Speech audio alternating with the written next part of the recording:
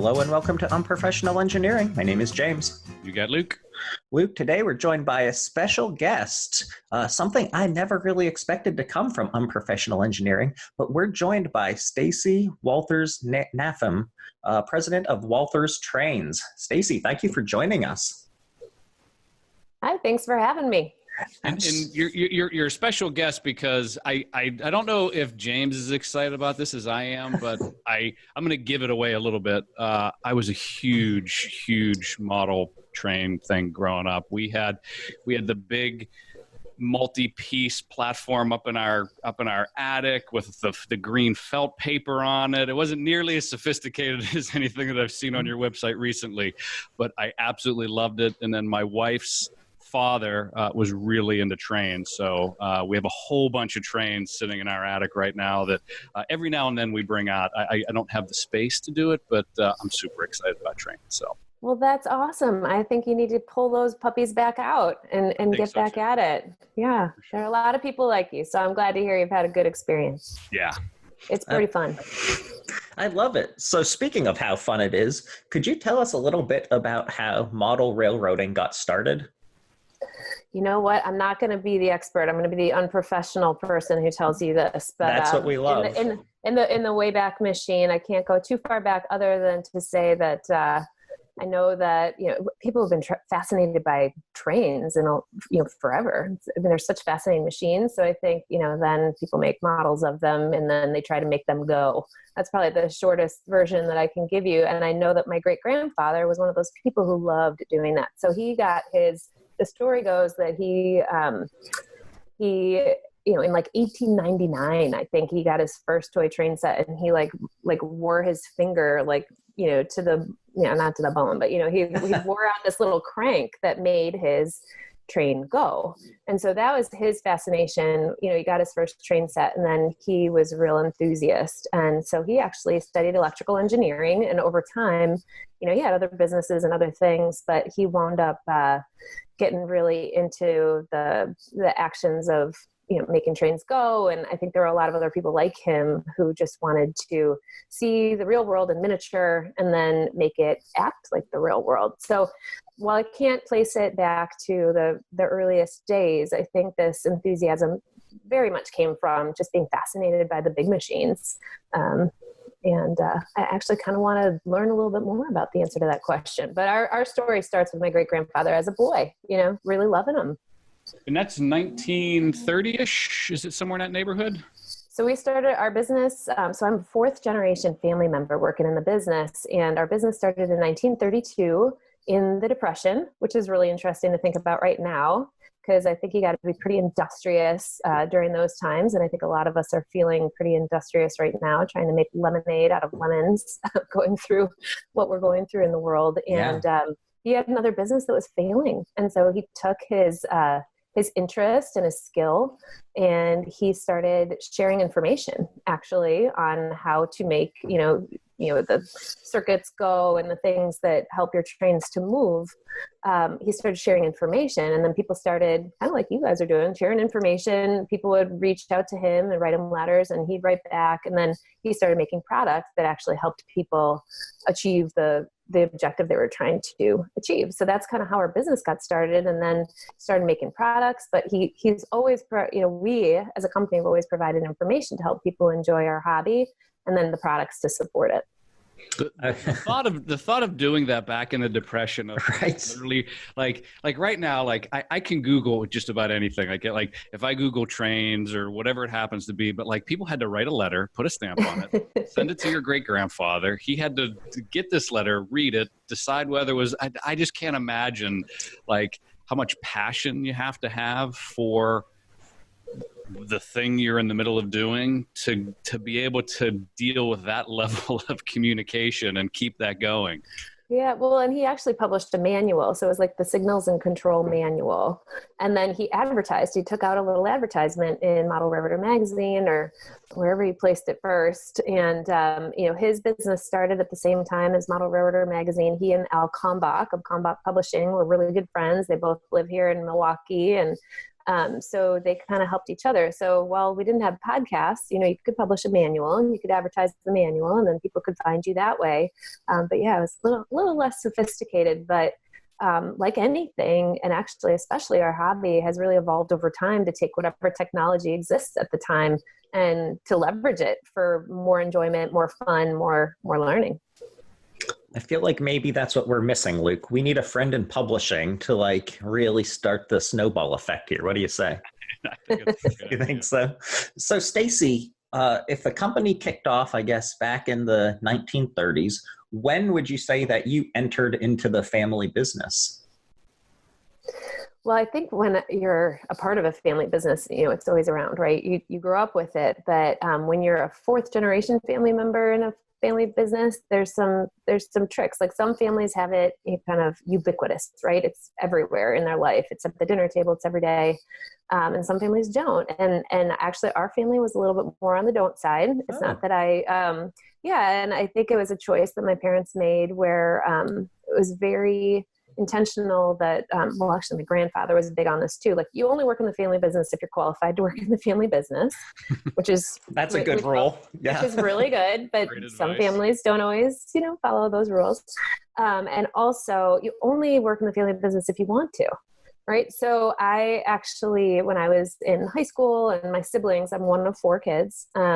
We would we'd pick orders, we'd stock orders. I worked on our catalog. That's where we were qualified to work. And it was really great learning experience, but it was kind of like we worked on breaks, like during high school and, so that's where we worked. So I had awareness of it, always interested, but it was not like every day. And my dad always says, he kept his trains at home or at work, he kept the trains at the office. So we, don't tell anybody, but didn't have a big layout in our basement. So, as you get fourth generation, people have different hobbies and business is the business versus what's a hobby, but we have an unbelievable amount of knowledge and respect for the hobby. And I came back to the family business, really came back to the business when my son was 4 and he was really into trains. So he himself got super into Thomas and I worked in a totally different career. Actually, one of my careers was in publishing. So nice. All right. But anyways, so when he was super into trains, we found ourselves traveling to a railroad museum in Union, Illinois, to ride on a real Annie or Clarabelle. And I looked around and realized there were a lot of moms and kids like me. And our hobby wasn't even there talking to them. It wasn't saying hey, we're over here, come and join. And what do you do if you've got a kid who's super excited about big trains and little ones? So that was where the spark really happened for me. And right around that time, our company had celebrated its 75th anniversary. And my grandfather actually was kind of ill and he wasn't able to make a celebration, but he gave this video speech where he talked about how the greatest joy of his life was working with his father and his son. So at these moments, they kind of converged. And I said, you know what, I think that there are a lot of families out there and kids out there that could really benefit from our hobby because it's hands-on and you could feel like not everybody wants their kids to be on screens all the time. That was a thing even back then when he was 4, he's 16 now. And I could see STEM, I could see STEAM learning. My mom's an educator.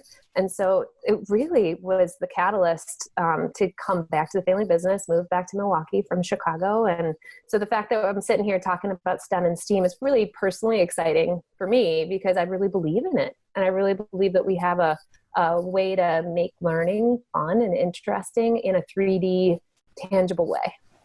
So speaking of STEM and STEAM, how do you see, model railroading, which has kind of traditionally been a hobby, people like me with, trains up in their attic. How does something like that transition or tie into the education side of things with getting that younger generation excited about all the things that STEM and STEAM are?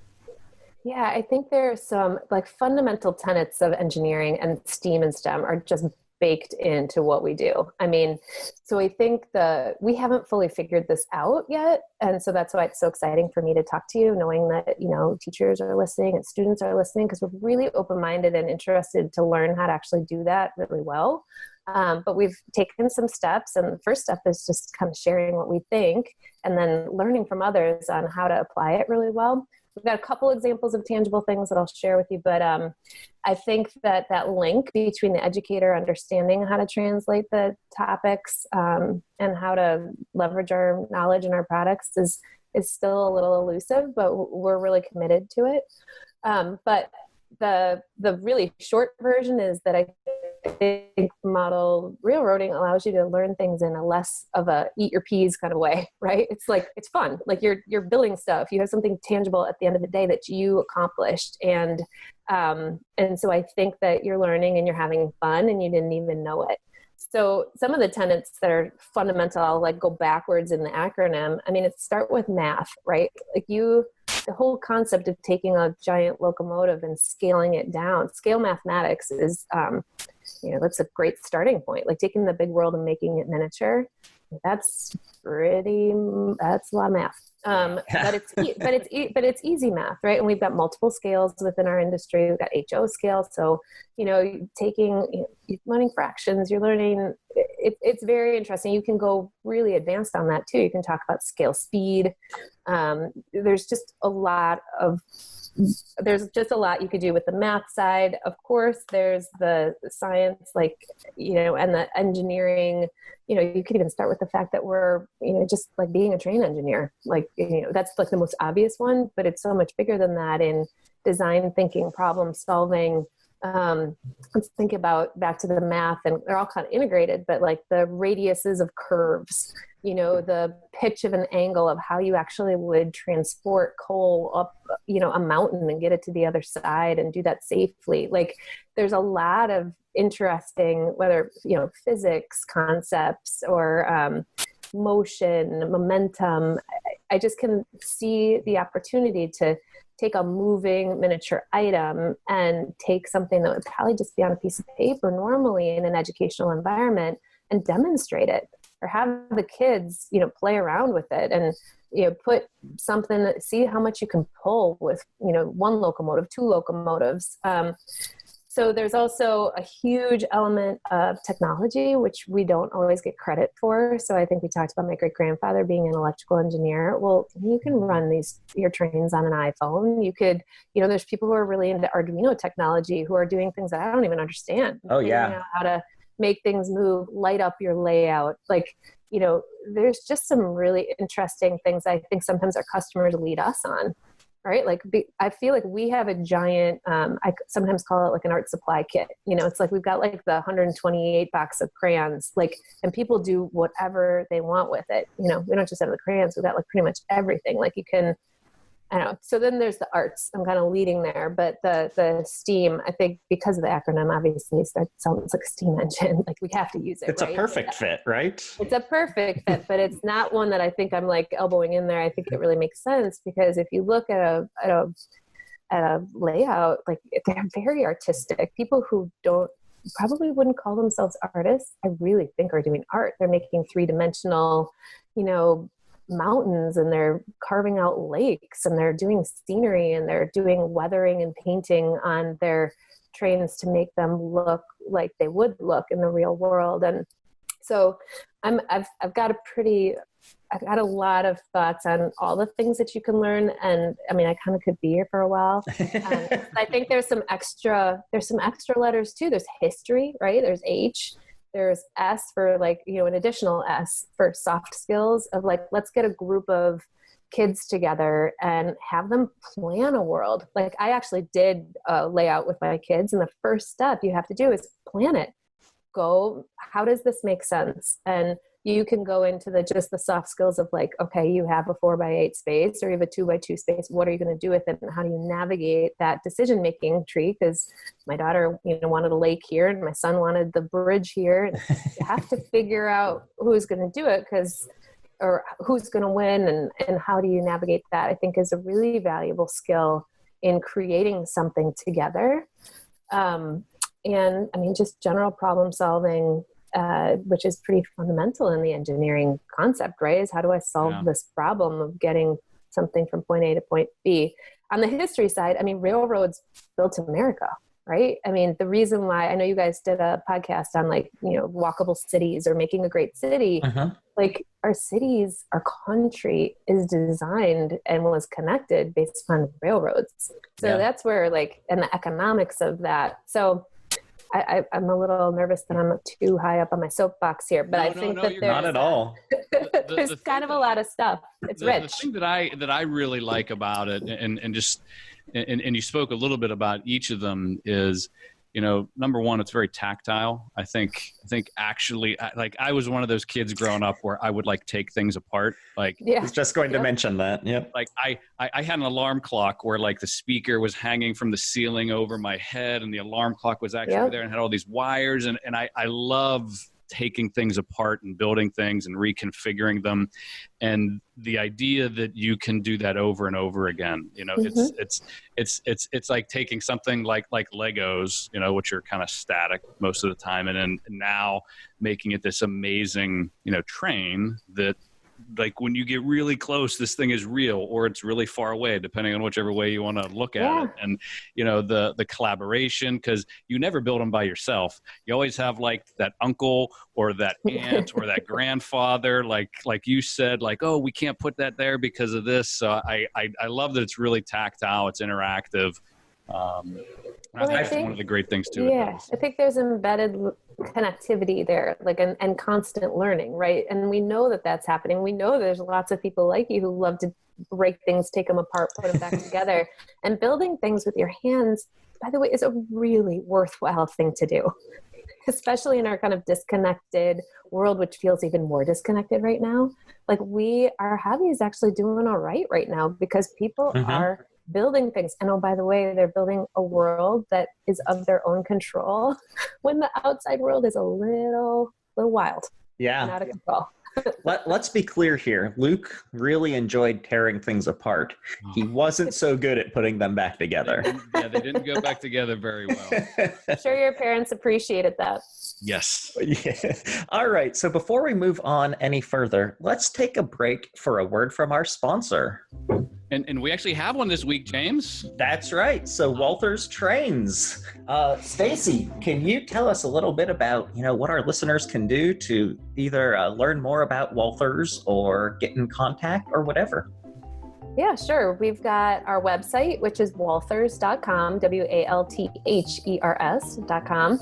And then we're on social media. So we've got a pretty great Instagram at Walthers Trains and also Facebook. And so we'd be happy to teach you more and be part of your experience. And I imagine the Instagram is probably just amazingly cool. Right? Like train scenes, and like you can't tell it's not a miniature, you think it's a real picture kind of thing, I'm imagining, right? Yeah, it is fun. And we've got not just our own photos, but we celebrate a lot of people who are doing cool things. We love watching what people do with the products we make. That's awesome. Luke, you can have a new goal to get featured on that Instagram page, I think. I will be tearing the basement apart at some point in time. I love it. Awesome. All right. So for any of you that are listening that might have some additional questions about what we're talking about here, getting in touch with Walthers, or, just starting off in this awesome hobby, feel free to email us at unprofessionalengineering@gmail.com. As always, make sure you subscribe, listen. What are all the other things they can do, Luke? Yeah, you can yell at your smart devices to play Unprofessional Engineering, and it gets beamed into your ear holes instantaneously, like I always do. And make sure that you make sure that you share, make sure that you comment. We read all of them. Sweet. All right, Stacey, you were talking about just all of these different ways that the railroading can be brought into education, how people can learn off of those. Luke, of course, would tear the thing apart and see how it's working on the inside.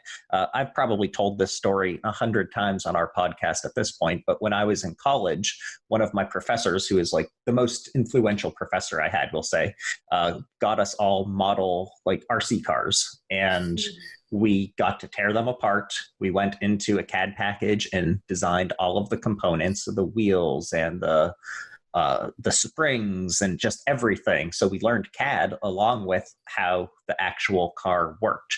I can only imagine like the possibilities of doing a similar sort of thing with model railroading as just another option for educators to get involved with their students or to bring this hobby in for something for them to learn off of. Do you have any other examples of maybe how teachers have been using model railroading in the classroom? You know what? I do have a couple. They're not less classroom related. We did a really neat summer camp. Oh, cool. So I am actually the president, not only of Walthers, my family's business, but also of this group called The World's Greatest Hobby. And it's an educational nonprofit. And so it's kind of a grouping of companies in our industry, and we're all hoping to educate people and invite them into the hobby. So we actually we worked with our local science center here in Milwaukee called Discovery World. And we worked with their education team, and they created a curriculum for us. And they executed a summer camp last summer when you could do summer camps. Yeah. Oh, so sad. So what they did, and it was actually middle school, and they designed it rather than leading with, a model railroading camp. What they did is they actually called it a Design Your City camp. And so that curriculum was designed for that science center, but it was also designed so that it could get scaled out and it could actually be ported over to other science centers if interested. We haven't had the opportunity to do that quite yet. So if people are interested in that curriculum, they certainly can reach out. And the fundamentals were, design your city. So they had that collaboration element in the beginning, and they had the kids all working together to figure out how to, the fundamentals of designing the city. And then they had to make their plan. And then throughout the week, what they had to do is they had to build the components of their plan. They had to, on top of a module. I think it was a 2x4 module. We had two of them, 2x4 modules. And so they actually built structure kits. They laid track, they put down scenery.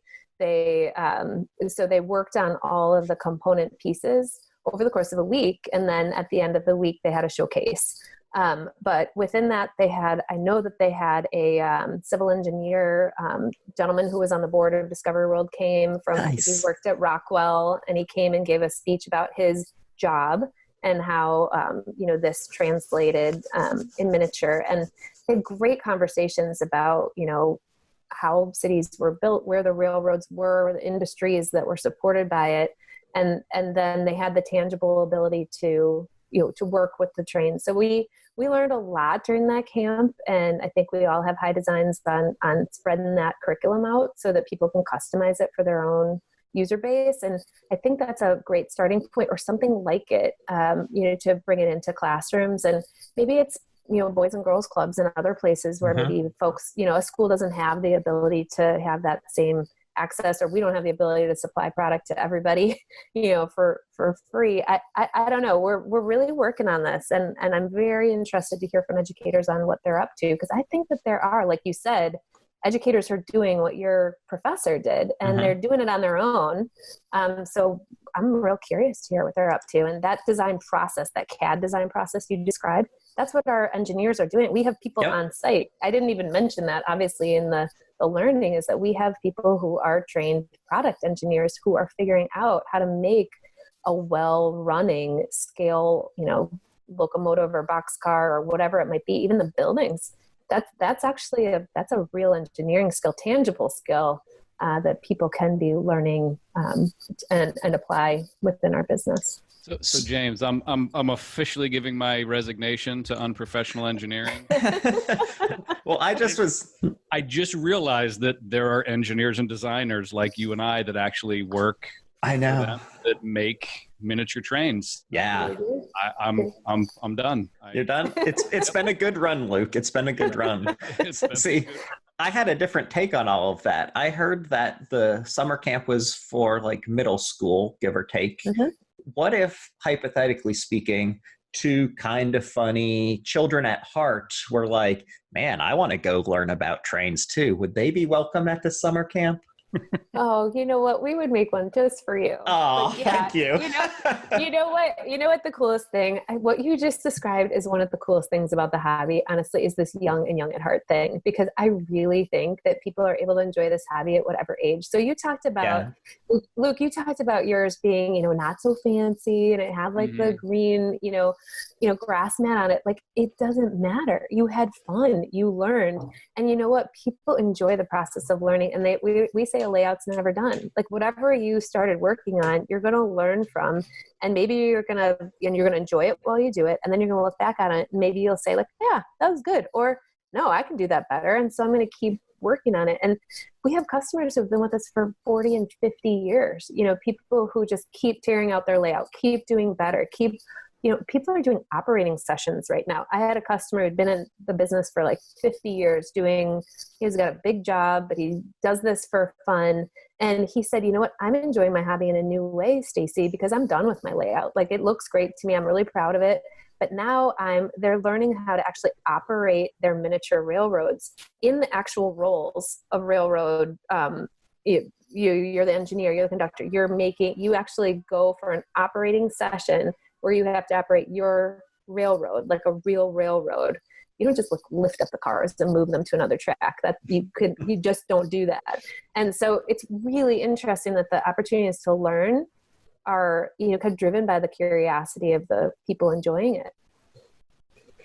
Luke, be honest, when you were doing your railroading, how often did you try and set up like a collision course? Constantly. It just feels like something you would be doing. Yeah. I always did. It's interesting though that you mentioned like the idea of making this as real as possible. I saw this. So the other day I did a quick search on model trains, and you talk about how like people never stop. And this is a really weird segue, but so Rod Stewart. Yeah. Rod Stewart.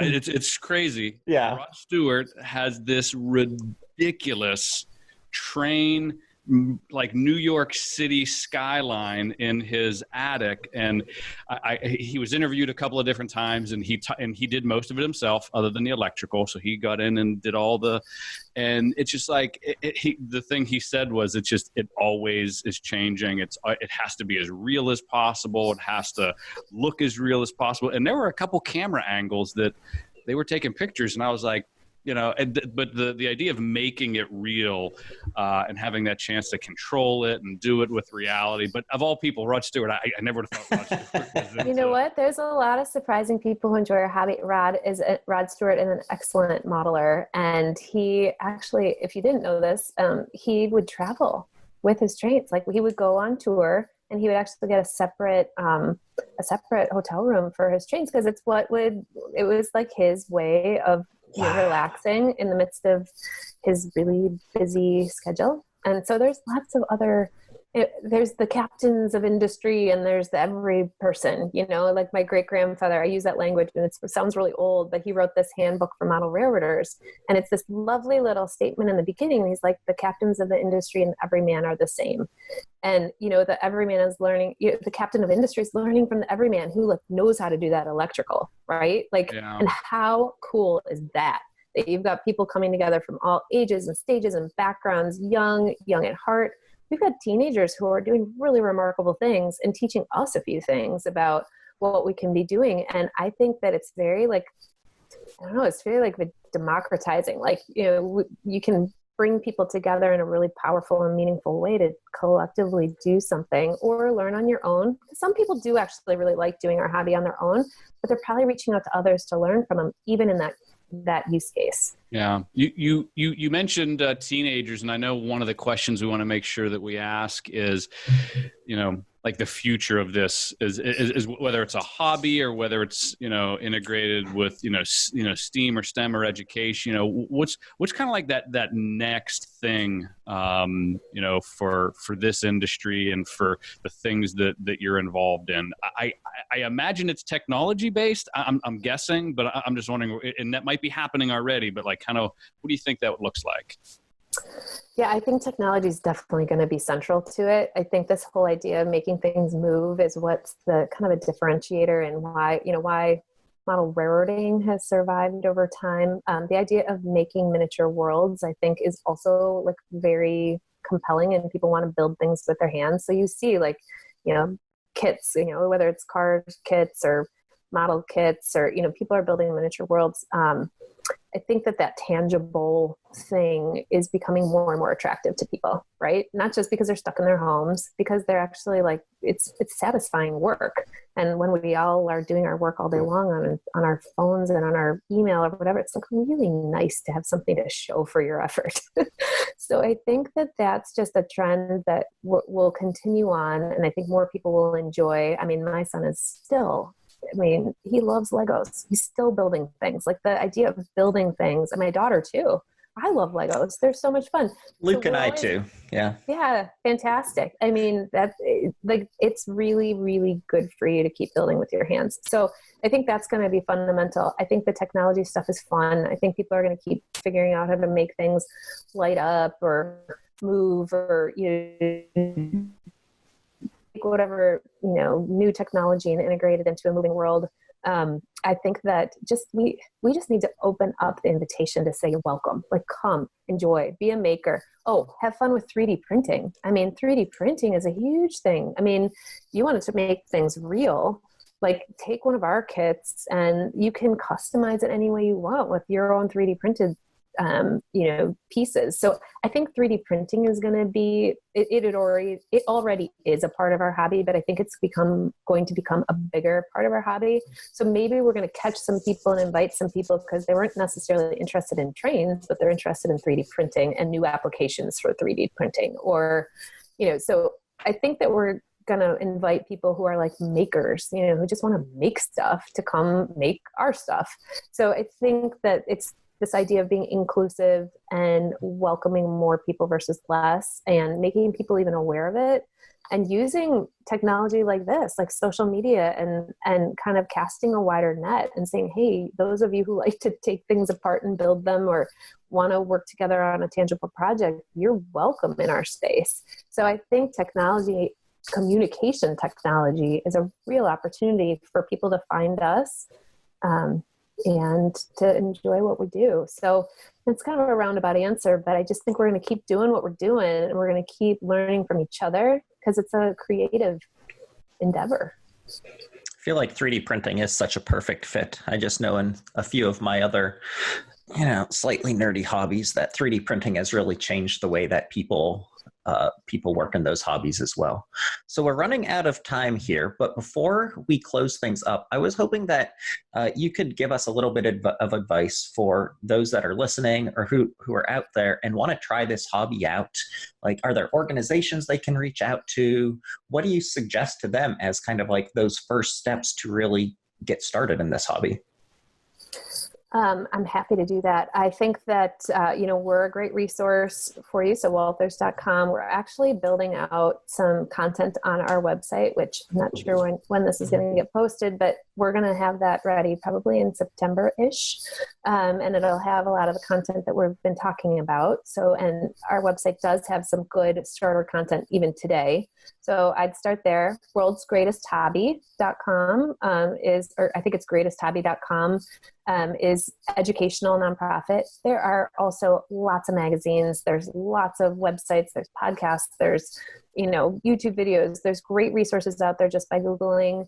We also have a National Model Railroad Association with clubs all over the country, all over the world, frankly, are model railroad clubs. So you could probably do pretty well to Google that and see if there's some good opportunities for you to connect with local clubs and with people who want to teach you. I think there's a lot of people who have enjoyed this hobby for a long time that really would like to mentor and bring people along with them. So reaching out to those clubs and to those organizations can be a really helpful way to connect you with people who might get you to where you could be learning.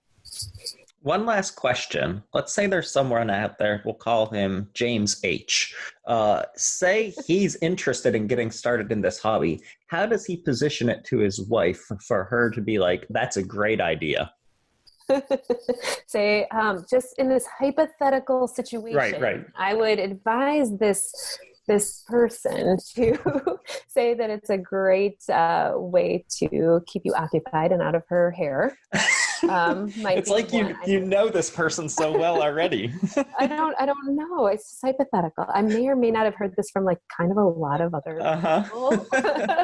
I do think that I've also heard of, wives being referred to as the quote unquote real estate committee. So I do think you need to get clearance on, what kind of location will you have available to yourself? And are you doing this inside your home or outside of your home?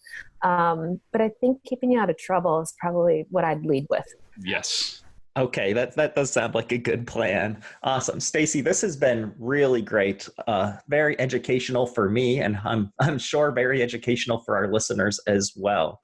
We really appreciate you joining us today. And for anyone who's listening and has any follow-up questions, feel free to email us at unprofessionalengineering@gmail.com. Stacey, again, thank you very much for joining us today. Thanks so much for having me, James and Luke. It really was a pleasure. And until next time. See ya.